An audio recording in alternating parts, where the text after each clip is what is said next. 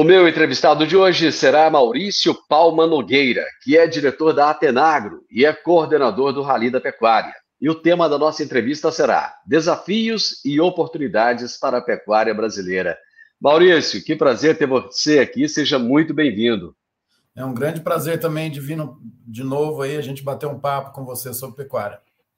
Rapaz, falar de pecuária é bom demais da conta, até porque a pecuária brasileira tem melhorado, tem crescido, e o Rally tem feito um trabalho sensacional ao longo desses anos. Vamos começar já explicando para a nossa audiência quem é o Rally da Pecuária e qual a importância dele para o setor.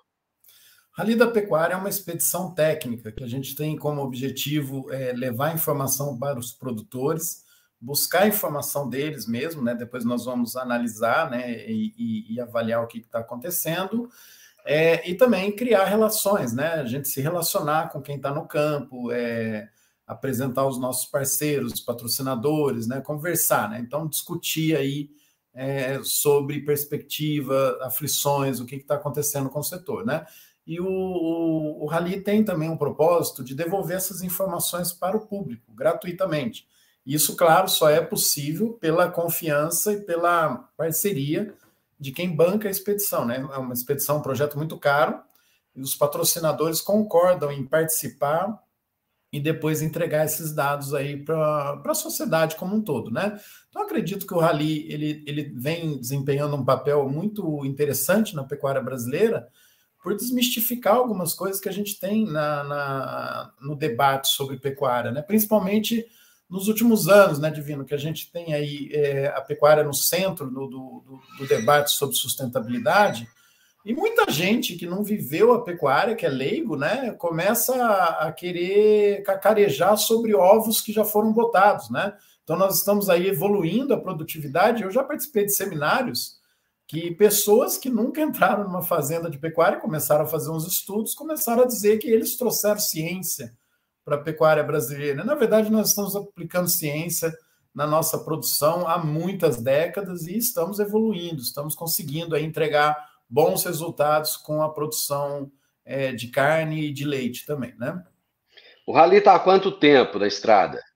Foi feita uma edição em 2004 que foi descontinuada lá pela Agroconsult, pela MB Agro, né? Na época, os desafios eram enormes, muito grandes, então o Rally da Pecuária foi descontinuado e o Rally da Safra continuou, né? Em 2011, a Agroconsult me procurou para que a gente retomasse o projeto. E aí a gente teve, né, a chance de adaptar o aprendizado do Rally da Safra para fazer o da pecuária, e aí ele voltou a ser feito anualmente, de 2011 até agora. Claro que a gente tem aí anos que tivemos que fazer pesquisas online, por exemplo, no auge da pandemia, tivemos anos que a gente passou, né, do final do ano, do começo do ano para o final do ano, então tem alguns intervalos, mas já foram feitas 11 edições com essa que terminou aqui.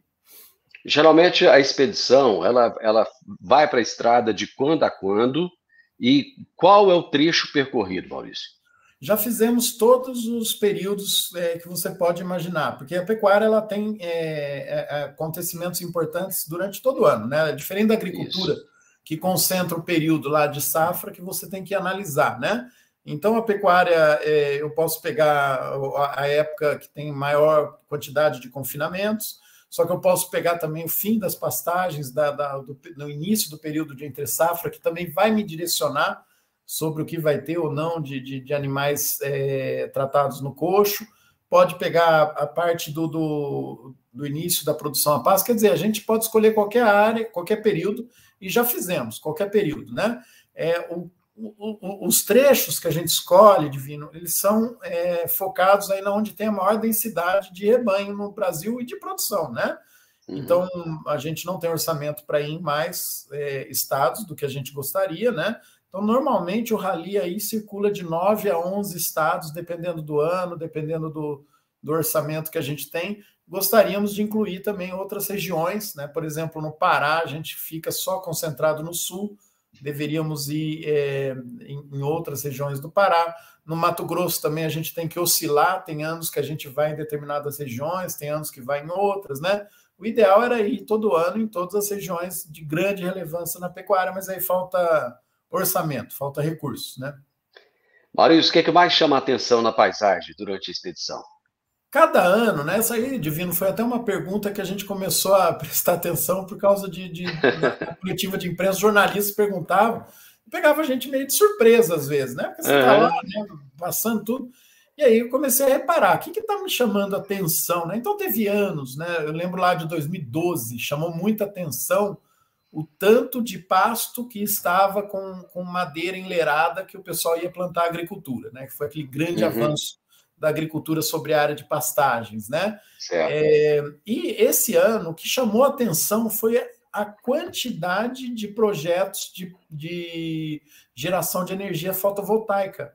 Então, Olha só. num cenário que se discute tanto sustentabilidade, né, nós tivemos um avanço nos últimos anos no Brasil em termos de geração de energia solar, que eu acho fantástica, né? O Brasil tem uma incidência, algumas regiões lá parece que tem 4 sol para cada pessoa, né?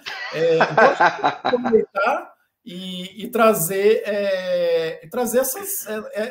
esses ganhos, né? Claro, nós não vamos acabar com o problema, você tem toda aí a dificuldade, né, da geração de energia, mas é muito bom a gente ter esse avanço no campo, esses investimentos, né? E aí, claro, né, nós temos aí produtores de corte, de agricultura, temos produtores no Paraná mesmo, muito produtor de aves com geração de energia fotovoltaica.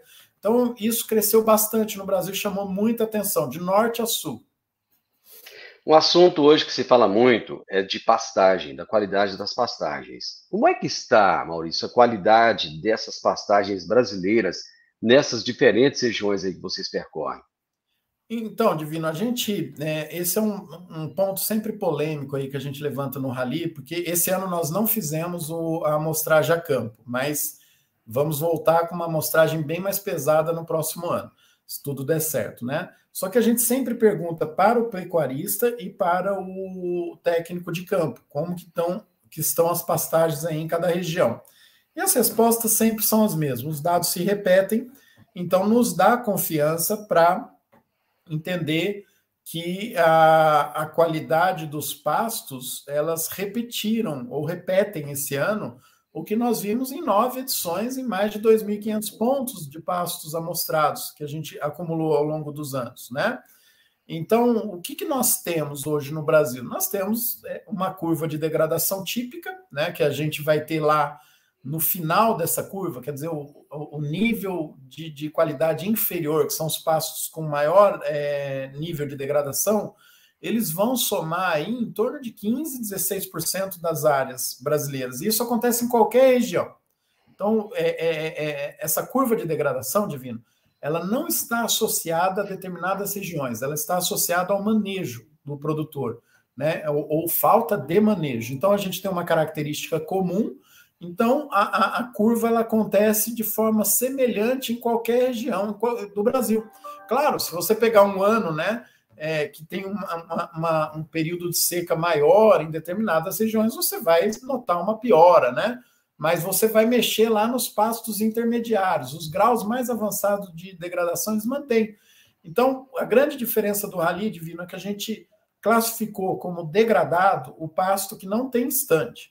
Então, se eu tiver um pasto horroroso lá, com todas as características de degradação em baixa massa, mas tiver estande, nós vamos chamar de qualidade 2, porque dá para salvar esse pasto sem revolver solo, sem replantar. Uhum. E aí nós vamos entrar em conflito com alguns dados que são gerados, que não estão errados os dados, só que o pessoal está avaliando, é uma frase que se diz aqui no interior, observou corretamente e concluiu errado. Né? Então, nós estamos chamando de degradado o que, na verdade, é baixa produtividade. Eu preciso ter cuidado com isso, porque se eu gerar políticas públicas para resolver problema de degradação, eu posso piorar o problema do produtor que está ali numa situação de baixa produtividade. Então, a gente tem que ter cuidado para classificar melhor, né? E nós sempre temos discutido isso quando a gente apresenta o Rally. Alguns estudos precisam incluir mais especialistas em pastagens para entender o que está acontecendo lá no campo, né? E algumas conclusões não podem ser obtidas só por satélite, ela tem que ser obtida com visitas a campo. É a importância de projetos como o Rally, né, ou outros que são conduzidos aí por centros de pesquisa, universidades que vão a campo entender o que está acontecendo com as pastagens. A agricultura continua avançando sobre essas pastagens degradadas? Aí que está, Divino, nem sempre são sobre pastagens degradadas que a agricultura avança, né? Ela avança, inclusive, em regiões que a gente tem pastos bons, né? Então, quando uma agricultura avança, ela vai pegar uma porcentagem de pasto degradado e uma porcentagem de pasto bom. Não tem como, não existe fazendas inteirinhas degradadas, né? A menos que esteja abandonada, e aí elas vão estar vegetadas. E aí, por quê? Né? Porque o mato vai tomando o lugar do pasto, ele não é cuidado. Então, a gente precisa ter um pouco de cautela, porque às vezes o pessoal faz uma conta, tem tanto de área degradada no Brasil, vamos passar tudo para a agricultura. Como? Né? Eu vou entrar numa propriedade, vou pegar 20 hectares, em outra 5, em outra 100, em outra 200, não se faz agricultura dessa forma. Né? Então, as áreas que a gente está pegando para a agricultura, não é que estamos pegando as áreas degradadas, é que à medida que a agricultura entra pesado em determinada região, o gado ele vai ter que se acomodar numa área menor, e isso força o produtor a tratar melhor aqueles pastagens. Então, na verdade, a agricultura ela tem um efeito fantástico, que é impulsionar o aporte tecnológico em determinadas regiões. E se você lembrar lá atrás, Divino, quando a agricultura começou a avançar, seja a cana aqui em São Paulo, né, 2006, 2007, depois grãos em outras regiões, sempre o pecuarista ou o pessoal que trabalha com pecuária viu como uma ameaça. Né? Agora está acontecendo lá no Mato Grosso do Sul com o eucalipto, né? Ali naquela região de Três Lagoas até Campo Grande. Não é uma ameaça. Né? A agricultura chega e ela força a pecuária a se virar numa área menor. E para se virar numa área menor, nós vamos ter que aportar tecnologia. E aí aumenta tratos culturais em pastagens, aumenta a integração, aumenta a nutrição de rebanho, confinamento, vai aumentando todo o pacote tecnológico daquela região e a gente passa do nível de uma pecuária muito de baixa produtividade, padrão na região, para uma produtividade média, em algumas regiões até indo já para uma produtividade mais elevada. Né? Então isso é positivo. Eu imagino que acaba acelerando também a saída daqueles que não investem, que em algum momento iriam sair de qualquer forma, né? Sim, acelera e nós estamos notando que está bem acelerado mesmo. Inclusive, dentro do público do Rally da Pecuária, a gente nota esse efeito de concentração e evidente, né, Divino? Pega em anos de 2019 até 2021, parte de 2022 que os preços pecuários estiveram bons, você ainda dá uma sobrevida para aquela pecuária de baixa tecnologia. À medida que a gente entra em períodos de preços piores, que é o que está acontecendo agora em 2023, você acelera muito mais o ritmo de exclusão daqueles que não fizeram tecnologia. Que é o que vai acontecer na agricultura agora também e faz parte do ciclo, né? De qualquer forma. Isso mesmo. Tem um dado que eu achei interessante: 18% dos pecuaristas entrevistados durante a expedição, eles responderam por 57% das vendas. Explica para a gente aí, Maurício, por que essa concentração, conforme você colocou, ela tem acontecido, é fato, né? Mas ela está relacionada com o tamanho dos produtores entrevistados? Por exemplo, produtor grande é mais eficiente do que produtor pequeno, ou pequeno também pode ser eficiente? Não existe uma regra, Divino, entre grande e pequeno ser eficiente ou não, né? Não existe essa regra. Você pode ser eficiente sendo grande e sendo pequeno. Dentro do público do Rally, que a gente consegue pesquisar, é interessante que os mais eficientes tendem a ser produtores menores naquela amostragem, né? A gente consegue falar com... Então, olha aí, esses 18% que venderam 57% da amostra, eu acho que é 57 mesmo, não lembro agora se foi 58, 57, mas por aí, né? Esses 18%, eles estavam ocupando uma área de 8,5% da área total. Então, as vendas estão concentradas dentro do público que nós amostramos em 8,5% da área. Isso é fantástico, né? Do ponto de vista, né? É até emocionante para a gente falar do tamanho da oportunidade que a pecuária brasileira tem. Agora, por que que isso acontece? Né? Aí vamos também dar a justificativa aí dos maiores. Né? Para você aportar tecnologia, você tem que ter um investimento maior por hectare, né? Para dar um salto. A gente estima aqui que para cada arroba a mais que você queira produzir por hectare, aumentar a produtividade, tem que se investir aí de R$ 1.500 a R$ 2.000. Então, uma propriedade pequena, primeiro, a água chegou no pescoço dela mais cedo do que da grande. Então, ela tem que se agilizar, né, se mexer. E ela vai tomando as atitudes dela ao longo do tempo e, com o passar dos anos, ela consegue chegar num nível tecnológico maior. A grande, primeiro que ela notou o problema, demorou um pouco mais, justamente porque ela é grande, ela tem escala de venda por tamanho, né?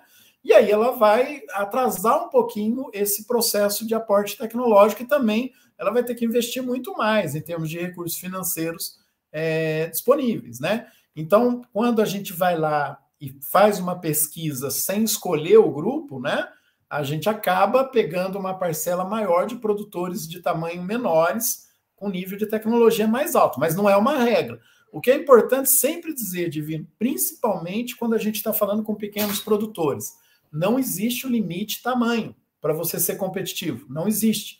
Né? Desde que você adeque a tua propriedade para o teu orçamento, para a tua necessidade familiar de recursos, você tem como produzir em áreas pequenas com nível tecnológico bem alto. Precisa ser disciplinado, precisa fazer isso aí com critério. E claro, né? O pequeno vai ter uma chance de erro muito menor do que o grande, porque o orçamento dele é mais apertado, então ele tem que ser muito mais rigoroso. Mas dá para fazer. Maurício, existe um tal de ciclo pecuário, e tem época que tem oferta de mais, outra época tem oferta de menos, tem época que o preço está lá em cima, outra época o preço está lá embaixo, e é uma flutuação danada. Parece que o produtor nunca consegue aquele ponto de equilíbrio, né, ali no seu trabalho, nas suas contas. Como é que ele pode fazer para amenizar esse impacto dessas flutuações? Essas flutuações, Divina, ela acontece em todas as atividades, né? Na pecuária, a gente acaba tendo uma base de análise muito maior no ciclo por causa do histórico da pecuária. Até meados da década passada, a gente tinha um excesso de oferta de animais, de disponibilidade de animais de eras intermediárias, né? Que são aqueles animais de 2 a 3 anos, 3 a 4 anos, 4 a 5 anos. Então, eles causavam uma influência no ciclo muito maior do que hoje. Hoje, o ciclo é muito mais dependente do nível de produtividade. Então, o que um produtor tem que saber, na minha opinião, para ele amenizar os ganhos? Ele tem que entender que momento do ciclo ele está. É difícil prever movimentos, mas ele tem que entender que forças estão atuando, né? Se a gente pegasse hoje, no ciclo de baixa que nós estamos vivendo, se a gente estivesse exportando nos mesmos preços que a gente exportou em 2022 para a China, por exemplo, provavelmente a baixa no preço estaria bem menor, bem mais aliviada, né? Por outro lado, se a gente tivesse uma economia dinâmica agora, se não tivesse vivido a pandemia, sabe lá que momento a gente estaria ou que nível a gente estaria do ciclo. Então, o que o pecuarista tem que fazer?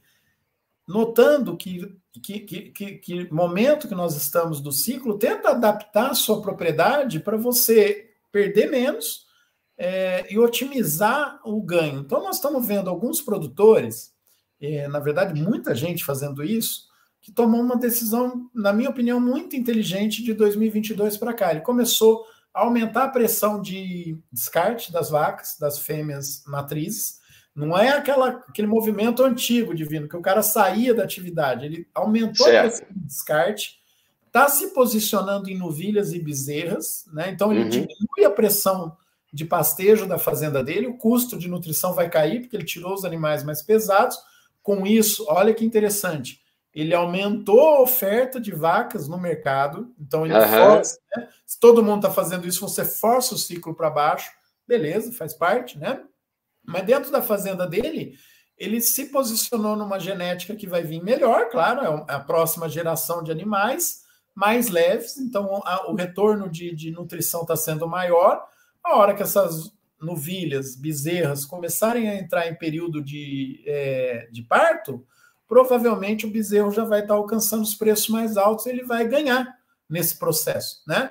Então, tanto na fase de alta como na fase de baixa, nós temos decisões que nós podemos tomar para que no longo prazo a nossa fazenda tenha resultados mais satisfatórios, né? Nesse caso, uma versatilidade muito grande que quem tem vaca permite fazer. Né? No caso que você é recriador e engordador e compra, né? E vai, você tem que encarar, teu negócio não pode parar. Então, às vezes, a gente vê produtor, eu comprei o bezerro muito caro e agora o boi caiu de preço, então eu vou economizar na comida, eu vou economizar no sistema de produção para tentar reverter. Ele não vai consertar o resultado, né, desse fluxo, porque o bezerro, numa fazenda de recria e engorda, custa de 50% a 70% do custo de produção, dependendo do peso que você comprou esse animal. Então, a alternativa mais inteligente para ele é mudar logo o estoque, é o contrário do que ele pensa. Ele tem que acelerar. Então, tira logo esse animal da tua fazenda para você se posicionar em um de custo baixo. O estrago já foi feito lá atrás, né? Já foi feito, o estrago já foi feito. E aí o que é interessante, né? Claro, apesar do castigo que seu fluxo de caixa vai ter, faz parte, infelizmente, isso não tem como a gente resolver, mas na hora que você analisa economicamente essa fazenda ao longo de 5 anos, ela teve um desempenho muito melhor do que outra que foi na intuição, na tradição, só no foco da relação de troca. Né? E nesse momento, Divino, que a gente fala aqui, na minha opinião, nós estamos vivendo, claro, eu falo na minha opinião, porque a gente não sabe como são os meses que vão vir, né? Mas nesse momento, aparentemente, nós estamos numa oportunidade muito grande para povoar a fazenda e colher bons resultados na hora de vender esse animal lá na frente. Seja aquele que é criador e ciclo completo para aumentar o rebanho dele de cria, ou até recria e engorda, né? Ou aquele que é recria e engorda, para aumentar a quantidade de animais que ele compra, para recuperar lá na frente o que ele perdeu com a desvalorização do último ciclo, né? Então você compensa, você vai perder aqui, ganha aqui, né? Mas você tem que ter essa clareza de ideia, né? Essa clareza do momento que nós estamos vivendo para tomar as decisões corretas. É uma coisa interessante que tem na pecuária. Quando a gente está na baixa, parece que as pessoas acreditam que a baixa vai durar para sempre. E a mesma coisa, quando a gente está na alta, o pessoal acha que a alta vai durar para sempre. Eu vi gente falando que a gente ia vender boi a R$600. Calma, né? Talvez daqui a alguns anos, com a desvalorização nominal... Com a inflação, né? Os R$600 de lá vai valer os 250 de hoje. Então a gente precisa ter cuidado para não achar que o mundo afunilou e que não vai mudar mais. Muda. Ciclos não vão acabar, Divino. A gente tem que aproveitar e aprender a navegar com esses ciclos e entender quais são as variáveis novas, né? Então, as variáveis de ciclos anteriores são totalmente diferentes das variáveis de hoje, e a tendência é que lá na frente nós tenhamos outras variáveis impactando aí os movimentos de ciclos. Isso é muito bom, né? Muito interessante essa colocação sua aí, de que os ciclos não vão acabar. E, realmente, a vida é cíclica em todos os sentidos. Nessas expedições que vocês têm feito aí nos últimos anos, dá para se observar, você tocou no ponto da genética lá atrás, tem havido uma melhoria nessa questão da genética no Brasil? Tem, Divino. Genética é uma coisa que produtor gosta muito, né? Então, sempre foi fácil a gente vender genética. O que acontece hoje aí, claro, não é minha praia, mas os especialistas falam, né? Nós temos que aprimorar muito o trabalho ainda para você acelerar esse processo, né? Então, nós temos hoje várias iniciativas que estão realmente fazendo programas de melhoramento com descarte, né? Para ter melhoramento, você tem que descartar, você tem que selecionar a ponta, né? Então, aquela tradição nossa, né? Cabeceira, meio e fundo. Né? Eu tenho que pegar uma porcentagem dos animais e descartar. Se você selecionar todo o teu rebanho, essa seleção acontece, mas ela é lenta, né? Então, o ganho genético do rebanho brasileiro já vem acontecendo há muito tempo, né? Observação de pecuarista, inseminação, touro. E, recentemente, nós tivemos uma aceleração com a ciência vindo, com programas, né? Com protocolos rigorosos de pressão de seleção. Então, isso traz um ganho fantástico aí no processo. E eu gosto muito, né? Tem uma imagem ali do Instituto de Zootecnia de Sertãozinho, que eles pegaram nos últimos 35 anos o mesmo grupo de animais, um com seleção e outro sem seleção. E aí tem uma foto que eles colocam nas apresentações que eles fazem, né, o traseiro do boi selecionado com aquele que não selecionou e veio do mesmo grupo. É fantástico a diferença. E aí, Divino, tem uma coisa que também acho que nós estamos resolvendo no Brasil. Por muito tempo, o pessoal investiu em seleção, melhorou o gado, mas não aportou tecnologia para aquele gado responder de acordo com a produtividade dele. Então, se eu melhoro o meu rebanho e não melhoro o sistema de produção, você só aumentou o custo. Você não aumentou o desempenho.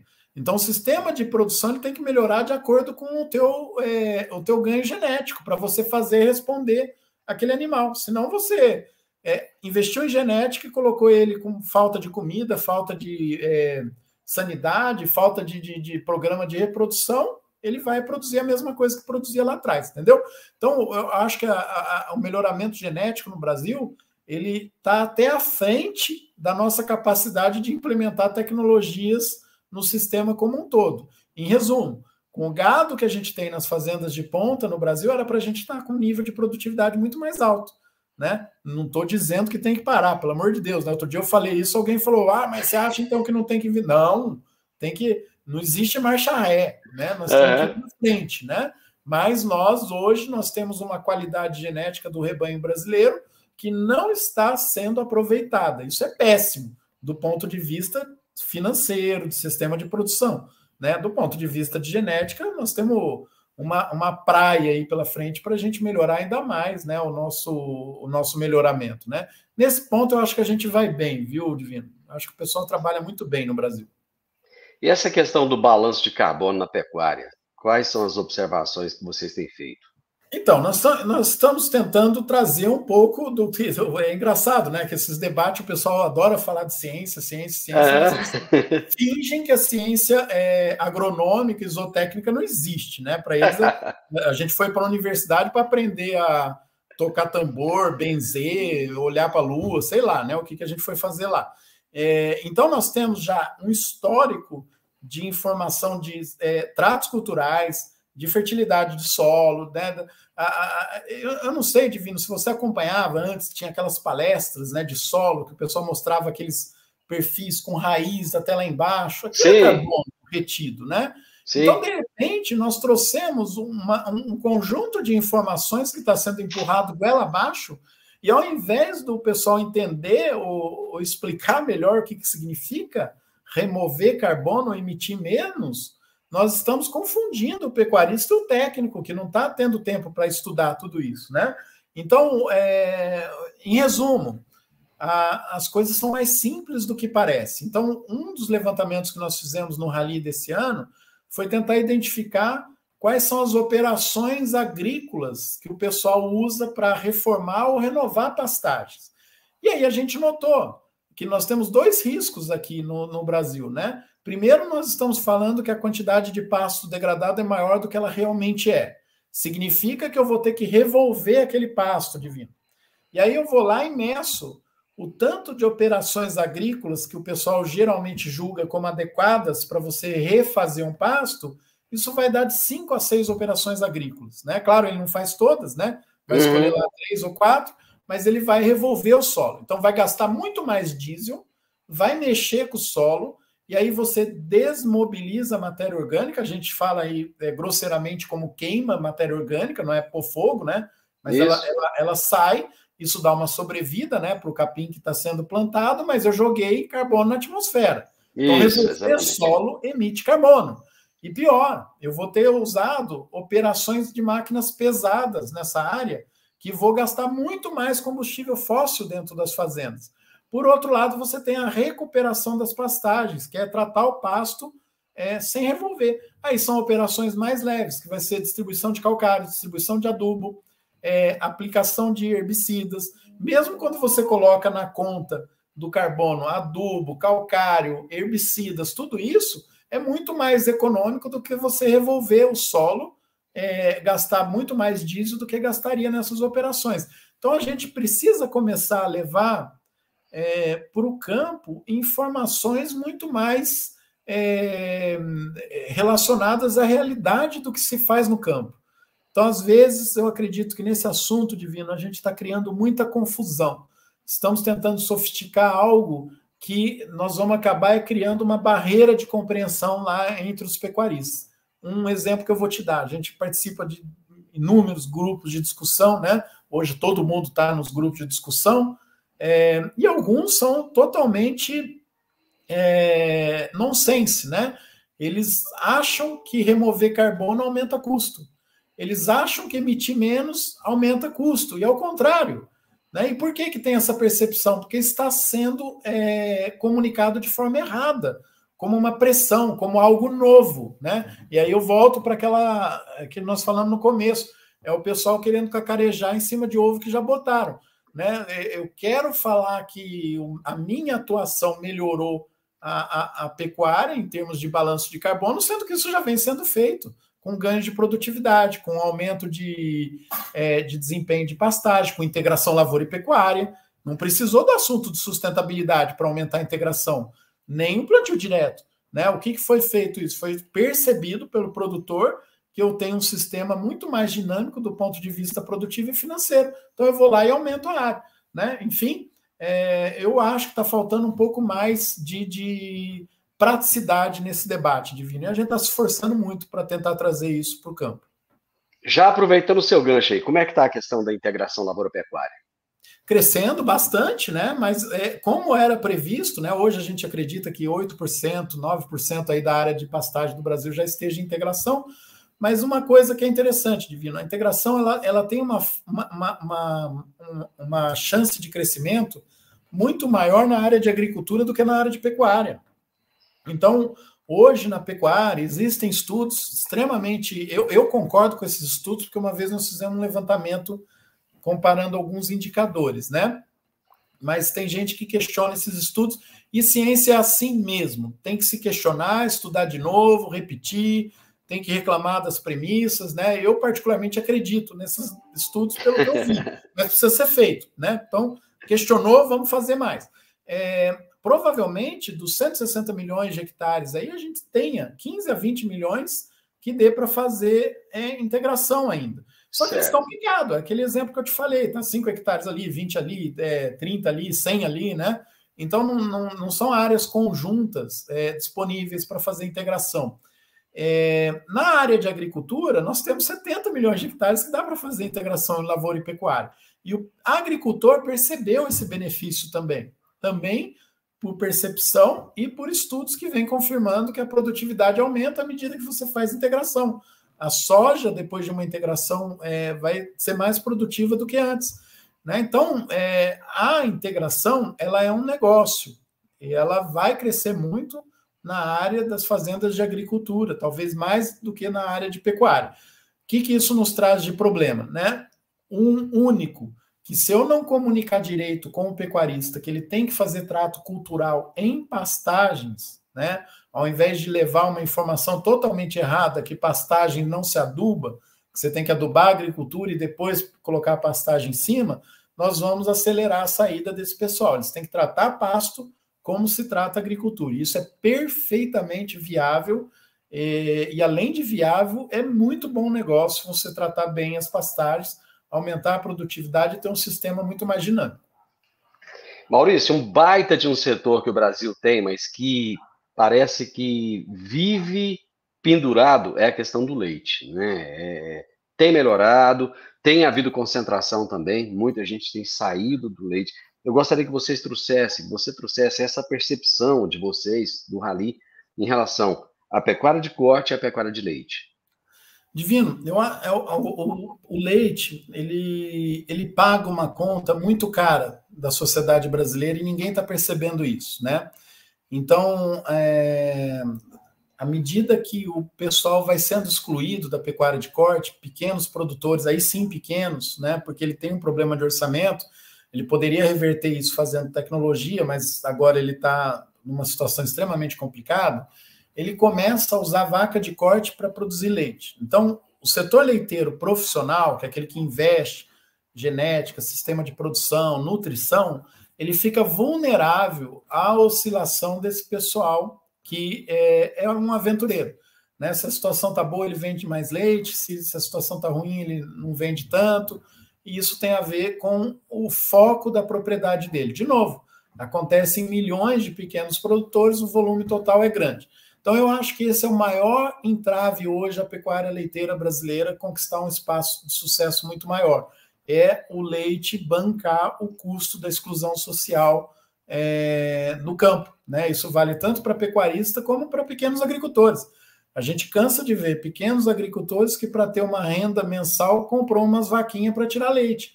Né? Então, por muito tempo, a gente olha, né, os debates no setor leiteiro tendem a culpar os argentinos para o problema do Brasil. A importação da Argentina aumentou, o preço caiu. Pode olhar a correlação, isso não acontece.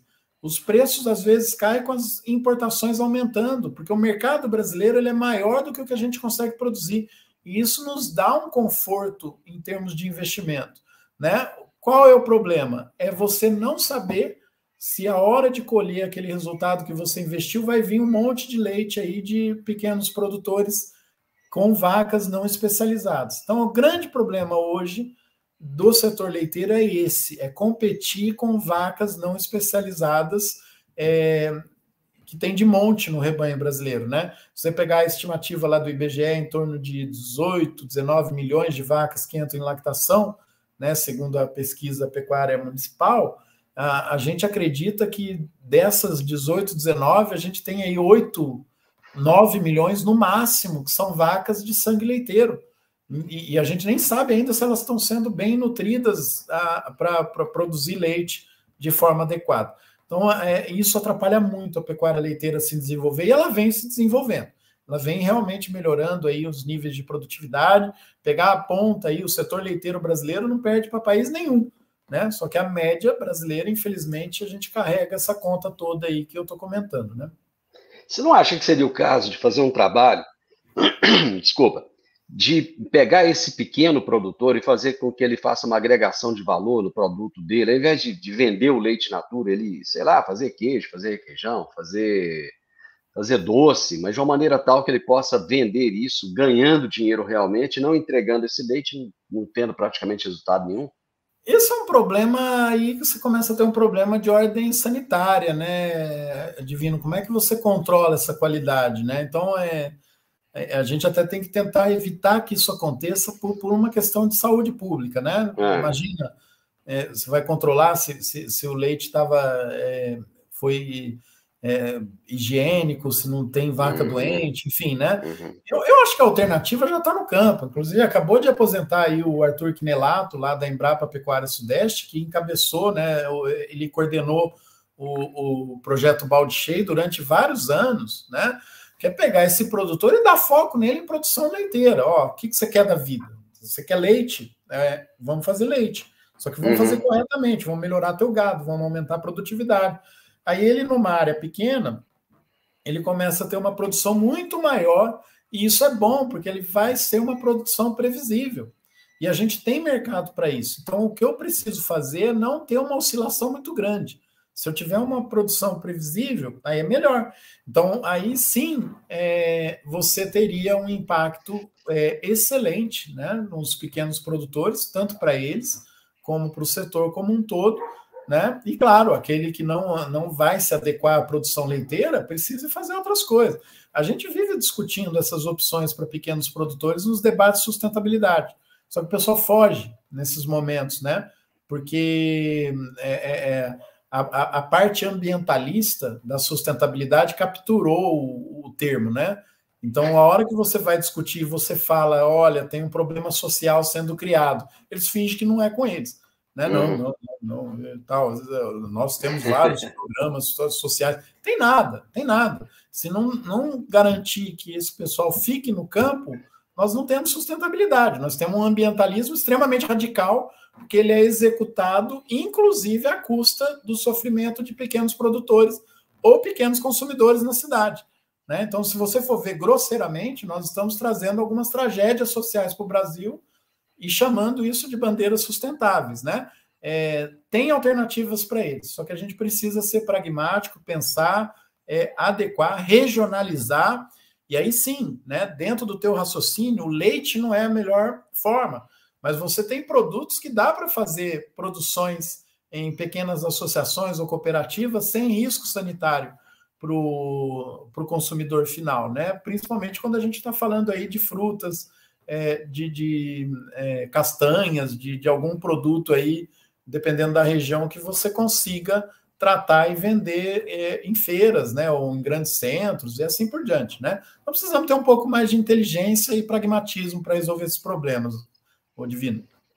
Maurício, para terminar nossa prosa, nós estamos falando de desafios e oportunidades para a pecuária brasileira. Quais são os principais desafios que você percebe nesse momento para quem está na atividade? Quais são as oportunidades advindas desses desafios para que a pecuária possa crescer e se solidificar cada vez mais?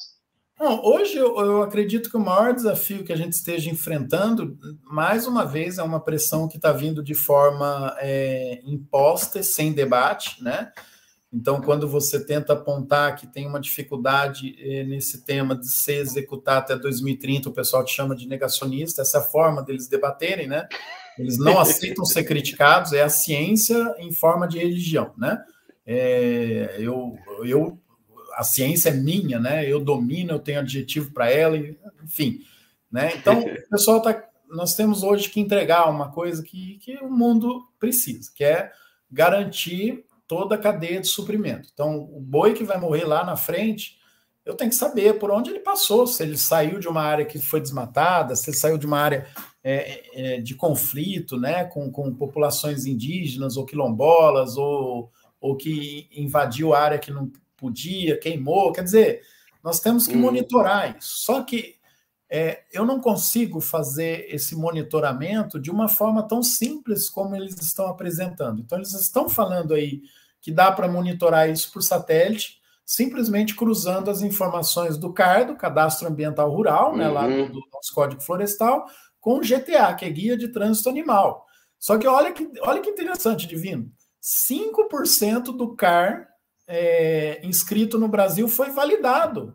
Como é que você vai usar o CAR? Aliás, esse é um problema hoje do nosso plano safra, né? Isso, exatamente. Quem tem o CAR validado vai ter meio ponto ou 1 ponto percentual.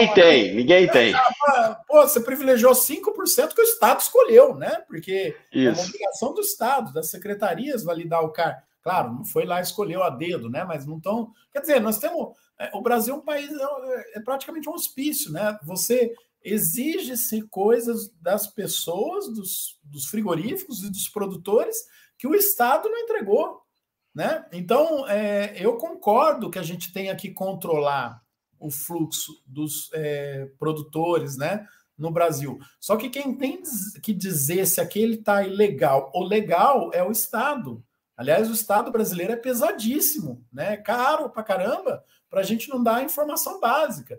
Vou te dar um exemplo. Você entra num posto de gasolina, quem garante, Divino, que aquela gasolina que você comprou não veio de um caminhão roubado, sonegado, ou sei lá o quê?